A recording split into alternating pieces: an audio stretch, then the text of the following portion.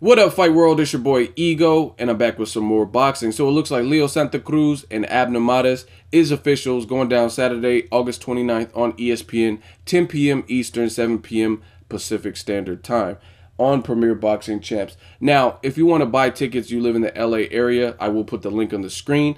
Tickets go on sale starting tomorrow morning, and I want to talk about this particular fight. Before I get started, I just have to say this was funny to me. Now, I did a Ego Rumor Mill video on this exact fight, and I said Staples Center or StubHub, and this was last week, and now today is being made official. But someone left me a comment, and I thought it was funny. They said, oh, Ego Rumor Mill, he just makes up stuff to try to get views. But once again, another successful Rumor Mill video. So you guys know what it is. I just had to point that out because I thought it was funny, one of you jokers in the comment section. But let's talk about the fight. On my channel, I'll give you guys the good, the bad, and the ugly. Now, the good for this fight is you have two Mexican-American fighters with names fighting on ESPN, Premier Boxing Champs, at the Staples Center. That's where the Lakers play.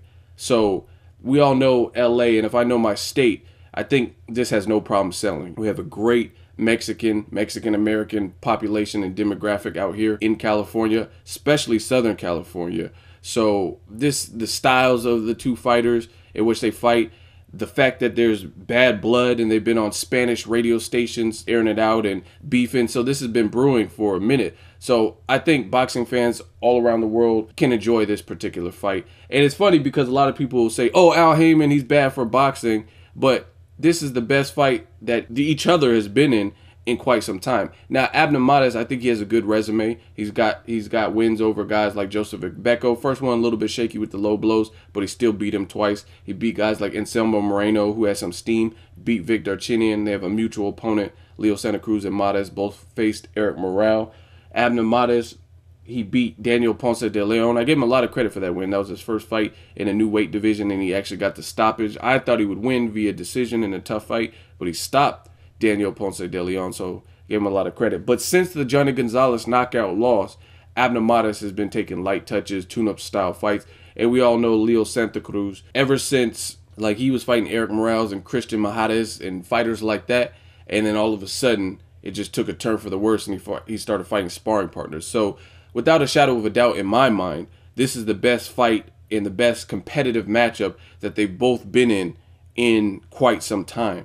So I think for that reason, it'll sell. Now, the only real bad that I see with this particular fight is the fact that it's more or less for Leo Santa Cruz, and it's because you evaded the 122-pound division. We don't really know what you're made of at featherweight at 126, and you didn't face the Guillermo Rigondeaux. You didn't face the Carl Framptons. You didn't face the Scott Quiggs. So had he fought one of those champions and actually beat them, this would be a lot more of a bigger spectacle, because to me, Leo Santa Cruz, he was moving through the ranks, but he still hasn't done nothing in his former division. Like, you know what I'm saying, in terms of beating a champion or unifying or anything, any win that was just so impressive. He beat some veterans and some journeymen and stuff like that.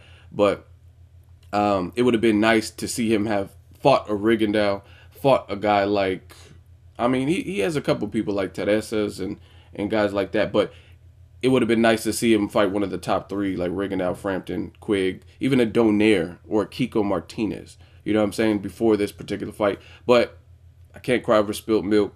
Competitively, financially, I think this match makes sense. Al Heyman continues to put on these fights that, again, people, I'm trying to tell you guys, man, you might as well bow out gracefully, period.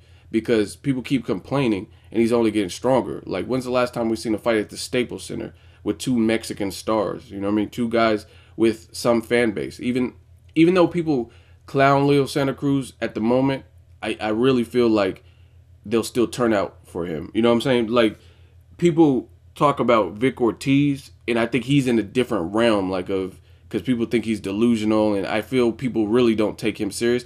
I think for the most part with Leo Santa Cruz, I think people are just disappointed that he hasn't been facing the names we want him to fight. But, I mean, in terms of his style, he throws a volume of punches, and you're going against Abner, who's known. So even if you hate him, I think people are going to pick sides with this particular fight and tune in, bottom line. So Al Heyman's doing what he's supposed to be doing. August 29th. I look forward to this at the Staples Center on ESPN. I mean, when's the last time we've seen an ESPN fight of this type of magnitude? Like on Friday Night Fights, you usually got Friday Night Fighters. I wouldn't consider Leo Santa Cruz, Abner Mares at this point in their career Friday Night Fighters. So again, the only downside I see is that Leo Santa Cruz at 122, he didn't face like the top three. And then the only downside for Abner Mares is the fact that Abner Mares didn't really avenge his Johnny Gonzalez loss, which I would have liked to see him clear that up or at least attempt to before going into this. But what's done is done. This is what it is. August 29th. Drop me a comment. Make sure you like my video. As always, hate, comment, and subscribe. Till next video, it's Ego signing off.